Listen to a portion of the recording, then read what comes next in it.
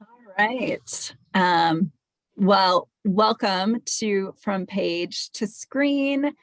We are recording and we are here tonight with Lucinda Clark and Xavier Clark, and they have transformed this beautiful short story into this beautiful short film, and they're going to talk about the process tonight. Xavier's only got a few minutes because he's got a super fun arbitration seminar that he's going to in a minute. But just to introduce you really quickly, Lucinda is a long time member of WNBA, and she is also the did you say you're the president of the Georgia Poetry Society right now? I am, yes. Congratulations. Yeah. But I was going to, oh, go ahead. Oh, no. I was just going to introduce Xavier Clark as well, who made the film and is a current law student. Is that right? Yes, law student, second year at Stetson. Wonderful. Great.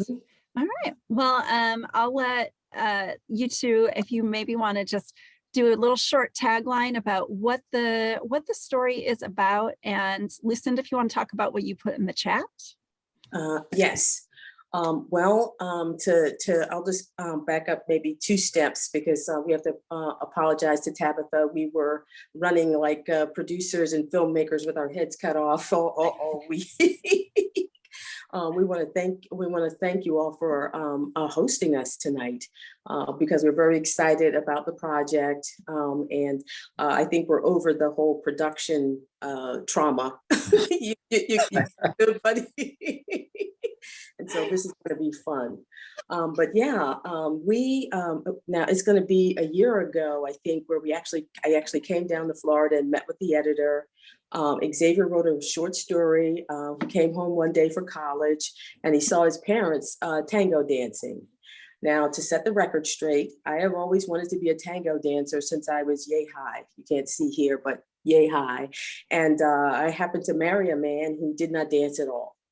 And so there was a whole process of, gift certificates and trying to get him to go to the dance studio. And my kids watched all this. And so when we became empty nesters, my 2 children, his sister Jessica and Xavier, who went off to UGA, go Dogs, and Jessica went off to Arizona State. I finally convinced him that now was the time. And so we were practicing one day and Xavier came home for a visit and he saw us. And we'll let you take it from there, Xavier. Okay. Yeah, that's such a great job telling the story. Yeah, so I kind of came in, I guess, a little bit halfway, as my mom sort of said. But my recollection, because there's always 2 sides to every story, as she always says, and as I'm learning in law school.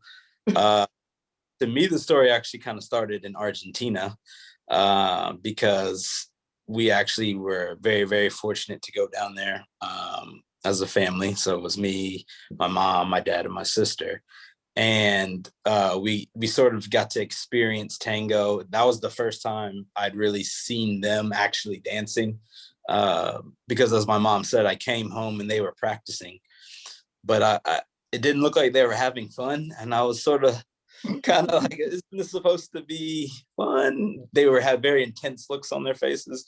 But when we went down to Argentina, that was the first time me and my sister, actually, we got to see them dancing, and we got to see a show. And that's actually what the short story was about. And then I guess we'll talk about it a little later. It eventually got adapted into different forms and translated into a few languages and all that good stuff. But it was a very fun journey watching. I will say that for sure.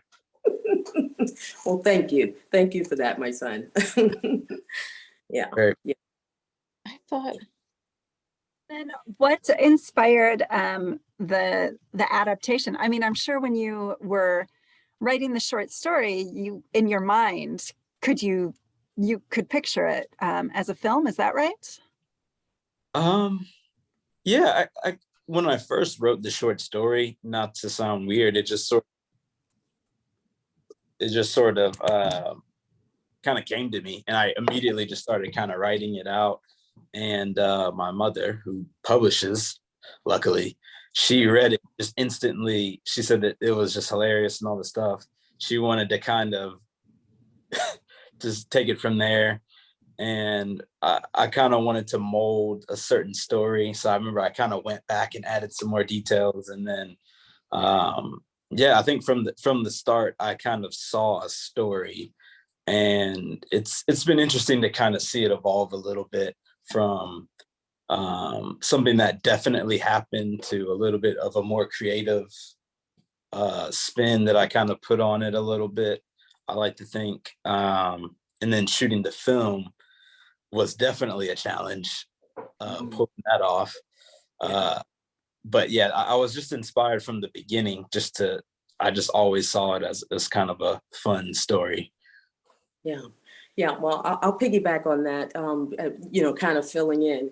After he wrote the story, I thought it was hilarious. I laughed and laughed, and I said, "Oh man, this is great." And then I said, "Oh, wait a minute, I'm his mom, so I better run it by some people just to make sure, it's not, mom bias." And everybody who read the story, they just laughed out loud because they could visualize what he shared in the story. And then I had a friend of mine who's actually a film producer here in Augusta. I said, I've got this story, and she shared how she took a short story and made it into a feature film. And so I took Xavier to her to meet with her. Her name is Amy Bailey. I got to shout her out because she has been phenomenal. She has been a phenomenal mentor. She helped us with the film. And we went into her restaurant. She's a woman with many talents. And she started talking to Xavier. And I mean, the whole time, Xavier didn't say anything. She just was explaining how she wrote her short story in 30 days. And then she went on and she made a film, and, the rest was history. And so Xavier didn't utter a sound. So we got in the car, and 26 days later, he had a feature film script. He had converted the short story into a feature film. Now, those of you who know about feature films, it was like I think it was like 100,000 words or so, which is too many words. And so we took it through a film shepherd, or is it, no, a screenwriting shepherd who helped him, tighten it up a little bit. And and then we went to option it for a feature film. But then in the studying of what it takes to make a feature film, I said, you know what? I know it's a great story and I love it and everything, but we're going to need what they call like a proof of concept. So we've got to do a short film. Now, this was what we had like a month to convert everything, and so it took the feature film and converted it to a short film. And then we went over it, and then I said, "Wait, Eureka, we have it. Let's make the film."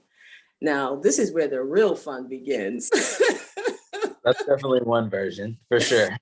Well, okay, I'll add the part where he said, "No way, Mama, no way. I don't have, I can't say it. I don't have time for this." I got tapping his watch, and I said, "You can do it, son. You can do it," and he did. I know that there's a storyboard. The conversion of a story, a written story, to a film, it involves storyboarding and rewrites, and there are things in the story that while you're reading it, you get a certain impression.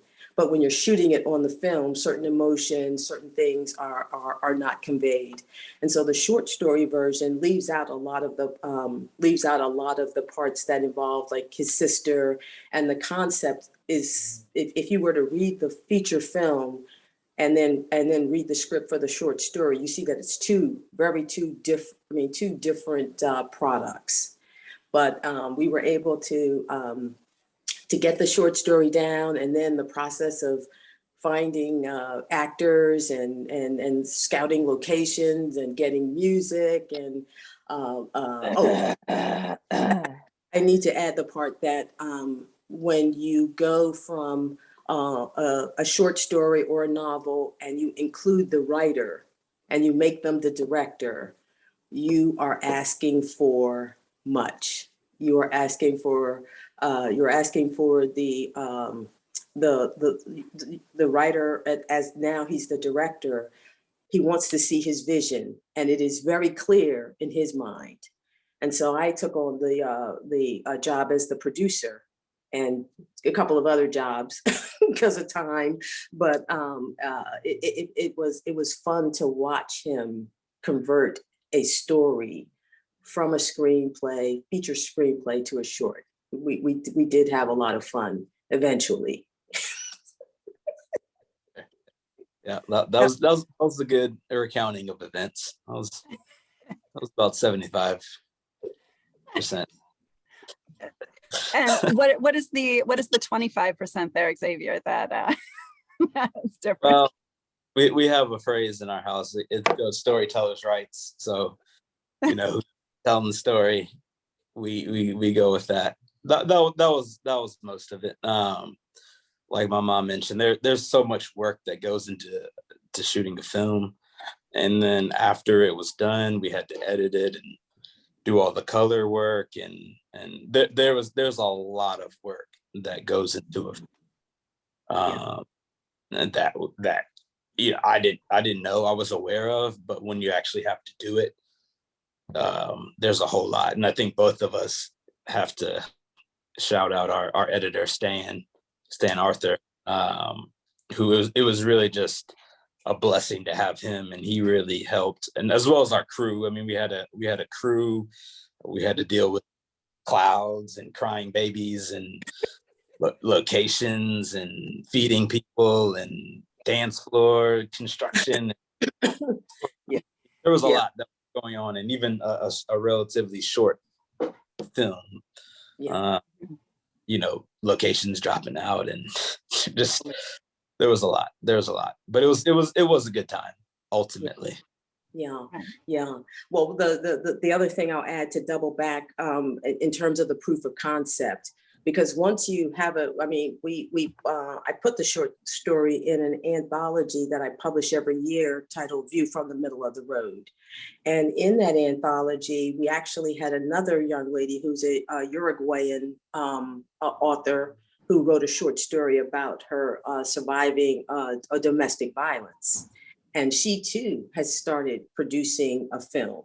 And so, she was saying, come on down and be a producer. And I was just like, these people, what do they think this is? But I learned that when you think about writing a book, short story, and then converting it even from an audio book to a film, it is miles and miles away from the two. They're just two totally different processes. And so just to piggyback on what Xavier was saying, he mentioned everything, because as a director, he had to convert the short story to a screenplay.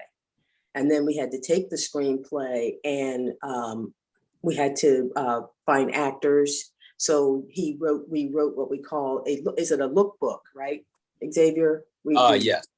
Yeah, we wrote a lookbook. So like if you were to go on our IMDb page, you would see all of the work that went into developing it. And so we had to look for actors. We had to find locations. We had to set the music. We had to put together a production team. And then with each location, you have to tailor the scene as it's written. In the director's mind, we have to actually we have to shoot it, and then we have to edit it. And so that's the reason why when you think about, like, when people read a story and then they watch the film, some people say, well, in the story, Joey had on a brown coat. He's got on a blue coat here. Maybe the person who handles the set design or clothing couldn't find a brown coat. I mean, there are a minimum, I would say, 5,000 decisions. Oh, at least. Yeah, the infamous wine glass and food, yes. clothes, it's Yes. so many decisions that it is really mind blowing. Just kind of adding on to that. I mean, I had people asking me, well, should I turn to the left and then look this way, or should I turn to the left and then look this way and then look down? And you just never thought about that until you're actually framing it up and you realize it makes a difference. And we had a few people with acting experience. Yes. Some people who did not. So that was an additional challenge as well. Just a lot of decisions. And I would say that's probably the main difference between writing versus directing and producing even. When you're writing, you're kind of completely in control.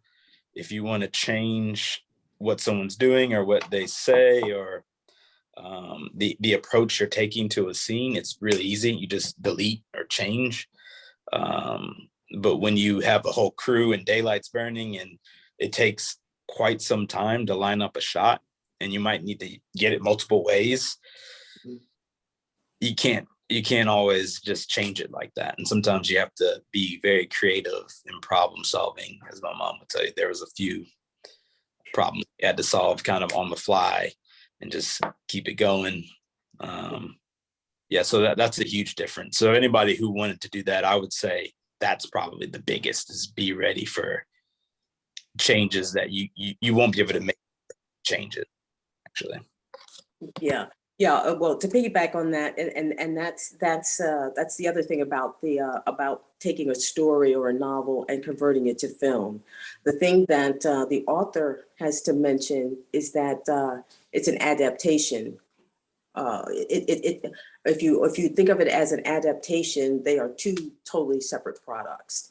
And so that's the most important thing to remember. The one other thing, because I don't know how much, if we're running tight on time for you, you have to mention, you have to mention that as we were putting the production together, we needed the main character, Xavier's dad, in the story. So we ended up actually using Xavier's dad in the film. Now, Xavier's dad, not only was he not a dancer, he wasn't an actor. And so Xavier had the honor and pleasure working with both of his parents, me as the producer / agent / location scout / and his dad, who, he likes to, put his 2 cents in. But there was a very important comment that was made by our production director, Terrence Williams, when we went down to secure our production team. He said, "You are my boss." And he says, "I'm looking at who we're going to be working with."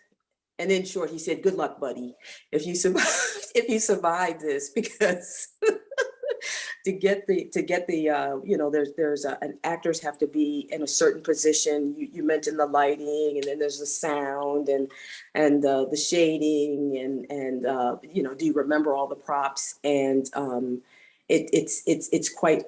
we're saying this to let anyone who wants to do this know that it is an extremely different experience. You cannot imagine all the things that are involved in taking your work that is written and converting it, even to a play. I'm sure that there are moving, but to actually put it on film.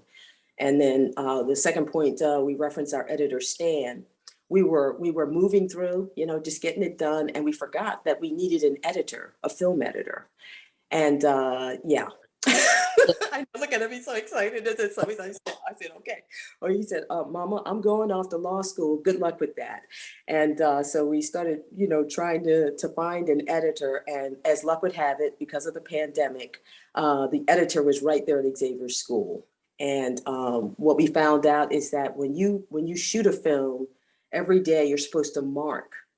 You're supposed to mark and do the what do you call it, the rushes. And we were in such a hurry, we kind of forgot that part. And so our editor had the he had he had what we shot, and he was able to put together what you see. It all comes down to, it's one thing, like Xavier said, to see it written down to, try and work it out in the shooting. But when you sit with your editor brings to the process. He says, get your head out of when you shot it, because there's a lot of things that are happening when you look at a scene. Like he loved Dr. Walker. We were just like, we're ruined. And he said, this guy is funny. And so he helped us to understand the other part. Editing, just like you edit an author's work, a film editor is the person that saves the day. Because they can look at the different scenes, and if you've shot it 17 times, they can pull the one scene that will work. There's a sense of continuity, just like in when you publish a book, where if you put chapter 5, when it should be chapter 7, we're not going to say you got a mess, but people may not understand what you're trying to do. So just like in the publication of a book, the editor is crucial. So we have to stand out on that. I've got time for maybe one more question, but that is really important. So I'll definitely piggyback on that really quick, because I would say that's the one thing that we did do right, is not just in picking the editor, it was honestly pure luck that I happened down here, and I was sort of asking around, does anyone know a good film editor? And then everyone kept saying, hey, you've got to talk to this guy, Stan. And he turned out to just have the bandwidth to take on our project. He basically said yes after maybe one conversation with me. And we spent more time editing the film than shooting. I think we spent 3 days shooting in total over the course of 2 weekends, a ridiculous shooting schedule. And I think me and him probably spent easily 40 hours in the editing room. And he probably spent another, Lord knows how many hours working on the color grading and getting the shadowing right. And, just everything. So it really is so important to the final product, as was mentioned. Yeah. Well, I was going to say, since we're short on time, the one other thing I wanted to share with you on screen is after the project was done and we selected the film festivals, because everybody plays a role. The director's role is to get the vision of the screenplay down. He's thinking of everything. What the producer's role is to get it out into the world. And so, and this is for all the authors there who want to, get their books done, and then they want to go off to, straight to Hollywood. Well, for the record, we did write down Will Smith as our guy. And then there was that thing, but we won't mention that here. And so what we did was we started submitting it to film festivals. Now that's just like submitting your written work for book prizes or book awards. You do have to, make sure that they match up. And we were extremely fortunate, because where Xavier is down there in St. Pete, there's a film festival called, Sunscreen, correct? But being ambitious individuals, we went for Tribeca. We were like, what the heck? We might as well go big. Of course, they didn't select us, but because of my background in the publishing industry, I was able to select several film festivals, and we submitted, and we just started winning. We won seven film festivals, all international. And we did a couple for the United States, and we were trying to figure out, why won't they select us? And someone said our subject matter, which is tango, is not big here in the United States. And so just like anything else with the book business, you have to know your audience. You have to understand that your subject matter everybody's not gonna love it. And that's the reason why we posted it. And I think I shared the link with you. We posted it on our YouTube channel. And the goal was to get how many views, Xavier? Do you remember when I said we got to get 1,000 views? And you would think all you have to do is just call all your friends and just say, okay, everybody look at the film, and and you guys, get 100 people, more people to look at it. But it wasn't until we started actively promoting it and winning film festivals that we actually hit our 1,000 mark. And then, we were able to see more progress. But so is there anything else you wanted to add about where we are now, Xavier? Well, I'm happy with the final product for the most part. Yeah, I mean, if there's any other questions, I can answer them. But yeah, I mean, I'm very happy for the most part. I think we have more ground to cover in future projects potentially, and I'm excited about those, the opportunity. Yeah. So does anybody have a question for Xavier? Because he's got to head out, and I'll finish it off. Well, what types of cameras did you use? I mean, now, even phones have really good optics on them. So what did you use for cameras? Yeah, so we actually used Sony 5500s, I believe. We had 2 of them, and then we also had a handheld camera. I can't remember which one that was, but we used it for some of the dance scenes.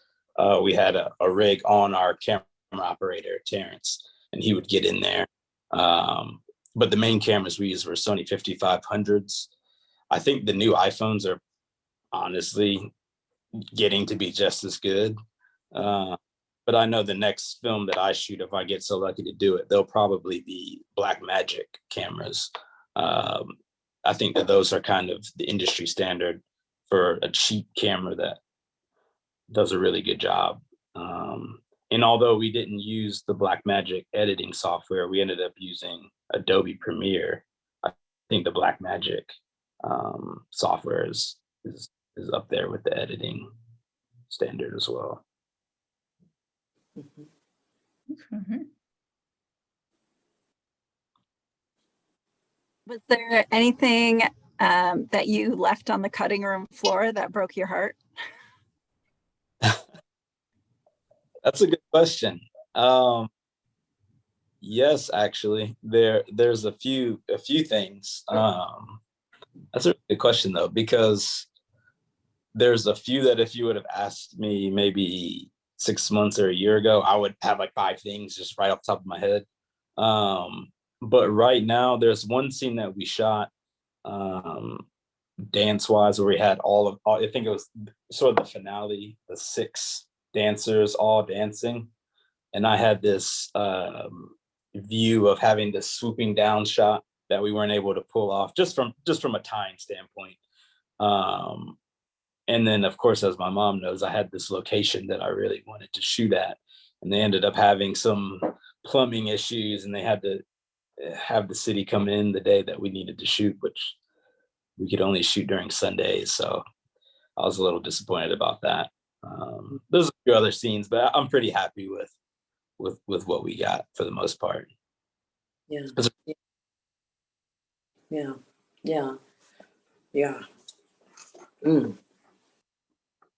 Well, the only thing I'll add to that is that the montage scene where Dr. Walker is walking. No, he's having the dance lessons. He's doing the lessons with the different instructors. I wanted to have Prince's song play, Psychedelica, and I fought for that. And I was like, Stan, yeah. And he was like, I like Psychedelica, but then we looked at the director and he said, my song stays. So, there you go. Well, I don't know like that, but we have some differing views on some of the music for sure. I that song and it was really close. But unfortunately, I think we had to go with a different one. Well, that's fine. And did you have to pay for music rights? That's a producer question. Oh yes, yes. We'll get into that. Yeah, we had someone who was supposed to do the clearance for that, and yeah, I don't want to. Okay. Okay. Yeah. Thank you so much. It was great to meet you. We'll carry on. Thank you. Yeah. I'll see you later. Very enjoyable. Okay. Yeah. with regards to the music rights, we put together a list of songs, and we had someone check for the clearance. And there's one song in there, the Libra Tango song, that we were not able to get them to sign off on. And so when we submitted it for the festivals, and when we uploaded it to YouTube, they put a little tag on it, and but we're allowed to play it, because it's not like we're trying to, it's purely entertainment, purely entertainment value. But to answer the second part of that question, when you're putting together a film, everything requires a document. Everything requires, checking and rechecking and making sure that you're covering all your bases. Yeah, just like in a book. Right. Yeah. What was there, I guess, what lessons, well, you've talked a lot about some of the lessons that you've learned along the way. What do you think was the number one thing you learned that surprised you? That I pulled it off. No. No, seriously. I went into this thing thinking, okay, I published books, all you have to do is just, follow the rules, you put together a team. I mean, how hard can it be? Boy, was I wrong about that. What I've learned is that there's a reason why when a big production converts a story to a film, they usually purchase the rights from the author, and then they say, okay, thanks, we would love to have you on set, but quietly on set, because they're, part of the process is that the writer and the director, being one and the same, they are fixed. Their vision. He described the one location that we couldn't secure. He was having us move big old pool tables. He was talking about bringing, and all I could say as a producer is that costs money. That costs money. That costs money. That costs money. That's not in the budget. And then to go back to what you were saying, NC, about cameras, I thought we were just gonna shoot it on an iPhone, right? And someone told me that if you're not gonna do it right, you've got to get the photography, you've got to get the lighting, and you've got to get the sound. And if you don't get those things, don't bother. It all depends what you want to do, but if you want to do it right, those are the things that must be considered. And so that's where a lot of the budget went into the production team. It went into, and they came packaged with the sound guys. They brought all the equipment to shoot it. They set everything up, and I've got pictures for that. And then locations. You've got to have the locations that actually can be molded into the visual that you're trying to develop. Yeah. Mm-hmm. I love that it's a short film as well, because I think a lot of people maybe forget about short films. They're looking at a feature length film. And then today the Oscar nominations came out, and there were all the short films nominated, and I love to go every year and watch those. I just love a short story, and I think it's sometimes harder than a feature length film, because you really got to tell it in a concise tidbit. Yeah, well, I love that, because that's how you can think about it. A feature film is a novel. Think War and Peace. You can make it as big and as long. Think Marvel. They have hours and hours. That these people have millions and millions of dollars. In a short film, and there's actually several categories, a short film can be as short as 5 minutes. It can be and Xavier didn't mention it, but he wanted to cut it down to 8 minutes. But when we were sitting with the editor, we were talking about it. There were certain scenes that we said, okay, we need to cut it. And then we got it down to maybe 15 minutes. And he wanted to take out a few more to make it like 8 minutes. And we all talked about it, and we said, you know what, we need to let's just leave it here, because it's not too long, it's not too short. And that's a really important point. You can tell a short story. If you can tell it in 5 minutes, that's super. But sometimes it feels really short. Like we did a film festival in Charleston where we had the, whole 30, 60-minute film, and then we had the shorts. And I think that's just enough time for people to get the gist of the story and then move to the next thing.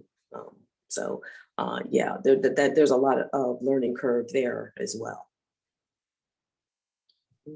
So now that you've done your launch and participated in some festivals, then what happens next? I mean, is this like, getting a book in a bookstore and it's on the shelf 45 days and then it disappears? Is it like that? I mean, it's painful to me. Well, actually, and now this is a good question because it has the equivalent for the book business. When you start to enter film festivals, the chances of you winning are like the lottery now. And I learned this as I was going through the process. To be able to win, you're up against people who have done it a long time. People have really perfected their skills. You can submit to hundreds of festivals, and that you have to put that in the budget as well, and not win any. There's a process there, and then once you start to win, you start to receive offers to just showcase your film for free. And so we've gotten to the point where we've had offers to submit for free or for a discounted price, but it's like anything else. There's budget. And those of you who understand the marketing of your books, if you've had to do any of yourself, you've got to say, okay, this is where I stop unless I start to, win lots of awards and sell lots of books. And so where we are right now, we've got 4 more festivals, all US based, that we're looking to see if we make the cut, because the way it works is you submit the film and you're selected. And then once you're selected, there's a process. You need to tell people, hey, my film was selected. So they ask you to do certain things on social media. And if you decide to go, a lot of them are online now because of the pandemic, you have to get people in the theater. So therein lies the book business part, where you're at a bookstore, you got to get all your friends to come by. And then that's part of the grading process. And then they've got to love it, and so there's that part. Because a lot of our entries and our wins were overseas, and it was during the pandemic, we didn't have to get on a plane. But the ones that are here in the United States, like we were asked to do a screening in Charleston. It's a heady thing. I'm just going to tell you that you see your work, you edit it for phones, and that's a decision you have to make. You edit it for phones, you edit it for laptops, and then you have to be able to edit it for the big screen. And when you walk into that screening and you see your film on a big screen and you see the audience, laughing, there's a moment in the film that I don't care as many times as I've seen people watch it. If they don't laugh at that particular scene, I say, uh-oh. You got dead people here. ooh. But so far it's been pretty good. And so when we did the showcase in Charleston, they showed it on the screen, and then they let us come down, and there was a Q&A session, and we got to do a little bit of tango. So there's a lot that can come out of it, just like a book. You can go and you can, depending on the subject matter, you can take different aspects of what's going on, current events or whatever, and then use that as the discussion or as a marketing tool. Well, that's one of the things I enjoy about film festivals. I've been attending film festivals for many years. DC Film Fest is great, and Denver has a good film festival, and so they actually their festival period is like end of October through early November. So they actually did a live festival in 2021, where everybody was masked, but you could actually go to the theater. And then last November, it was a little more open. You know, you didn't have to have your COVID vaccine certificate before you could go in, you know, and you get your wristband. You didn't have to do that anymore. So it's opened back up.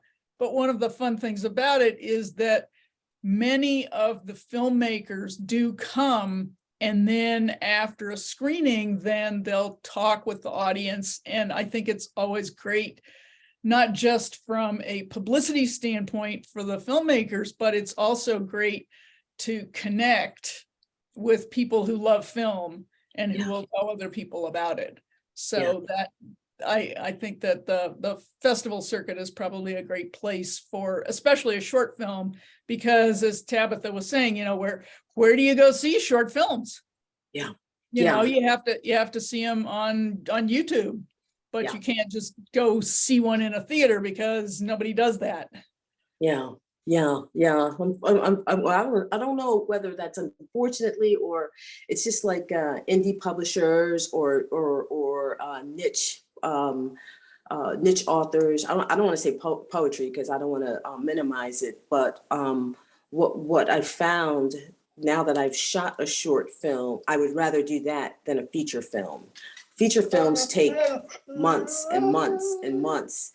And it's years. I mean, it's just like a book in that way, where it takes years and years and years. And even if you get everything right, there could be some social circumstance where your film has to be pulled, or something goes wrong. Whereas with the short film, and I did put the link in the and I shared it with you, Tabitha, is that what we started learning with the festivals is that we needed to interview the actors.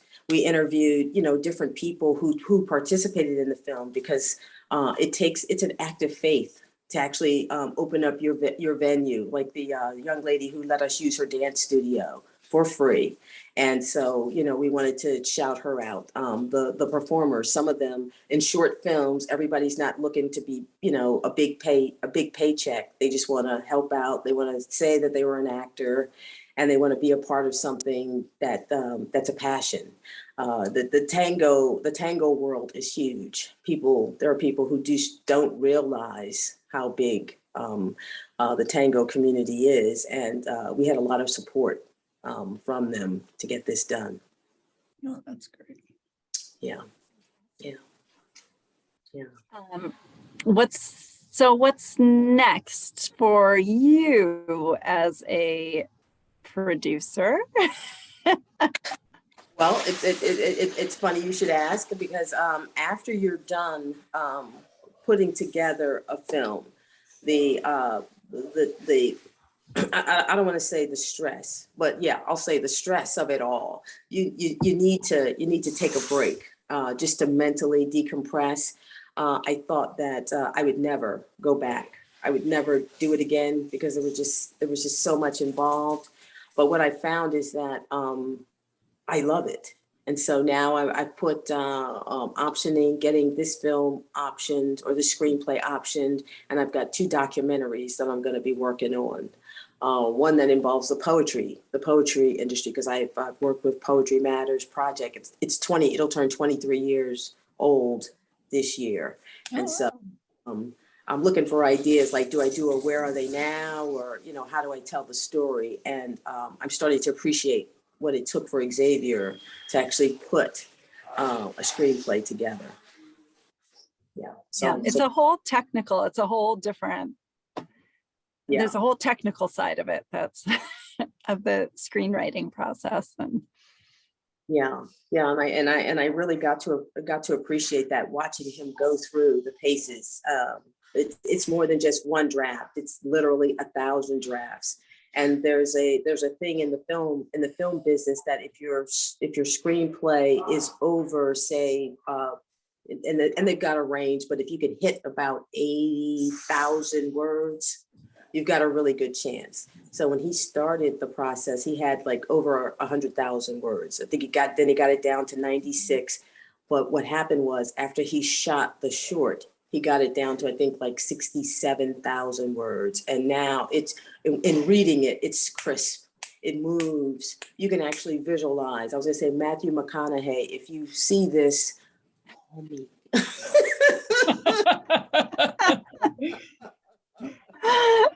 Because there's a scene in there that when I first read it, I was like, oh, this is funny. But now it's so, I mean, the edges, it's really sharp. It's, you know, it's very, very, very well done. And I think that this is a process that if any writer just do it, you know, shoot it with an iPhone and see, I mean, just go through the process and you will appreciate the writing of a story even more and the authors who do it. That's something else. That's great. We're almost out of time, but does anyone, Diane or NC, do either of you have any other questions for Lucinda? Or Lucinda, is there anything else you want to tell us? Oh, Diane's got a question. Go for it. How did you shoot the Argentina shots, or was that stuff from your vacation? Great question. I'm glad he's not here, because what I did was, I went on a trip. He said, there's a thing called B-roll. And he says, Mama, we need some B-roll. I said, ooh, that sounds like money. So I was on an airplane trip and I started shooting. You know how the plane takes off? I'm shooting with my iPhone. And so we sent it down the stand and he was like, no. And so there's like a production company that does B-roll specifically for Argentina.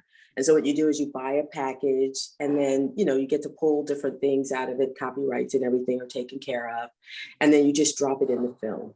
So did it look like we were actually in Argentina? Yeah, I was like, wow, that's genuine. Well, I've got to tell them, because they worked really hard on that. We actually shot, we did the B-roll and we shot that scene in a country club or a golf club here in Augusta. So they were great about it. So yeah, thanks for that question. Any other questions? Who's that? Okay. All right. Anything else you want to add, Lucinda? Well, I have a question. Have you all seen it? So do you have any feedback for us? What do you think? I thought it was so utterly charming and just delightful. Just really, really lovely. Okay. My stepdaughter is at SUNY Purchase to be an actor, and she did the Manhattan Film Institute over the summer, and she's working on shorts, and everything at SUNY Purchases film, and they're all doing shorts. So she went back for a week in January because she was the props person, and learning now this whole short world, because she did 2 shorts over the summer and I've seen them, and now this is what she's doing as she's getting into film, because she wants to be a film actor, not stage. And I have another nursing friend, she did a documentary called Year of the Nurse. It's blowing up. Robin Roots is her name, and it's blowing up, or blew up, film festival. So it all just seems to be interesting that all these little sectors are kind of intersecting right now with the short film. So it was. Yeah, she got frozen. You froze a little bit, Diane. Yeah. But we'll come back to you. Okay. NC? Yeah, Oh, so are you Diane, going to be on the big screen in Denver?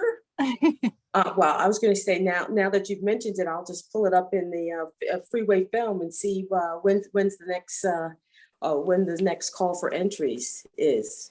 Okay, yeah, because I think that Denver, the film festival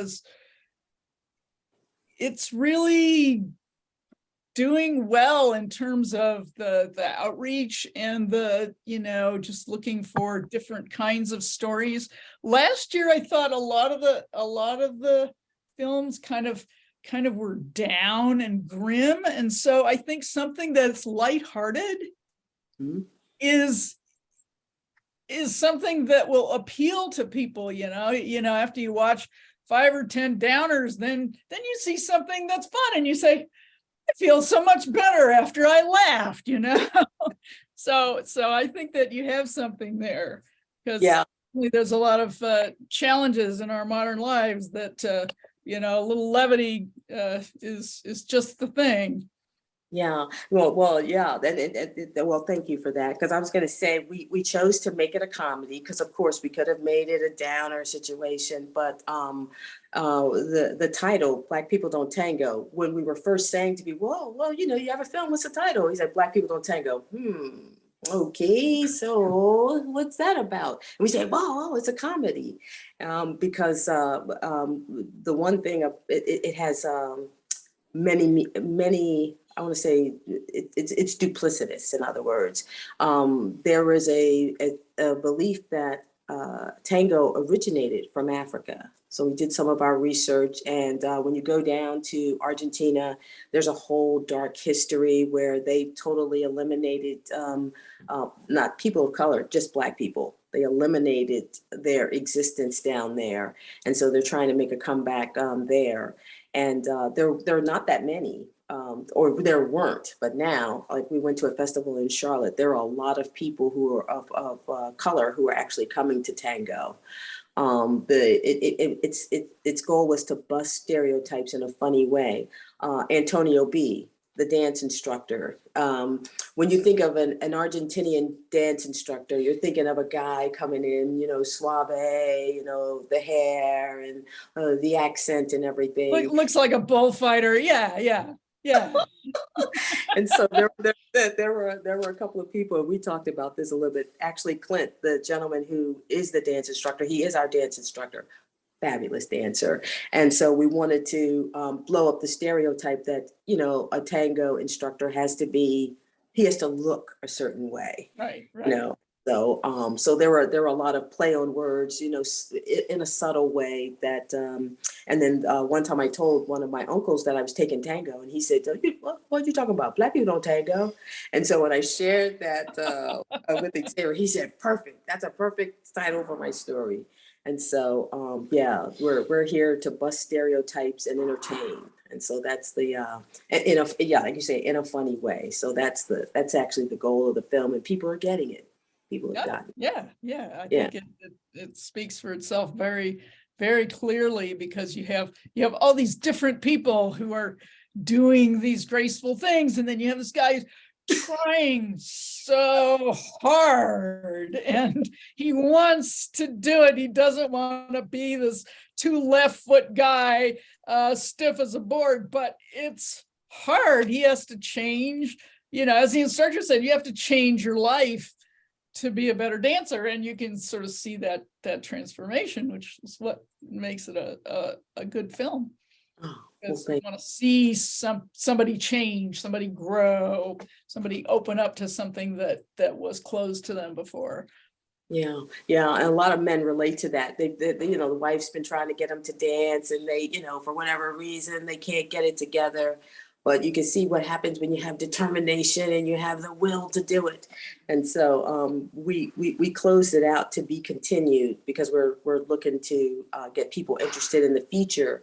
But my mother, and there are people who just every time they see me say, when's Dr. Walker gonna get his dance on? They've been sending out how to get, Dr. Walker. And he said, that's your husband, right? Well, this is the way we can get the 2 of you to actually dance. So I'm collecting all of those, and we may just drop it in, after we roll credits, where we do a dance to just quiet those people down, But yeah, it's been a great experience. It really has. Yeah. That's fantastic. And I think that's a great way to close this session. I really thank you, Lucinda, and please pass on my gratitude to Xavier. I hope he didn't miss too much of his class. I'll let you know tomorrow. But no, thank you for having us, because this has just been a pleasure. And if you get a chance to go back, through the link, we have interviews. We have an interview with Xavier, with his dad. We've interviewed lots of people who are involved with the shooting, and that'll give you some further insight to some of the people who are involved. But it's been a pleasure. Thank you so much for having us. All Thank right. you. Great program. Okay.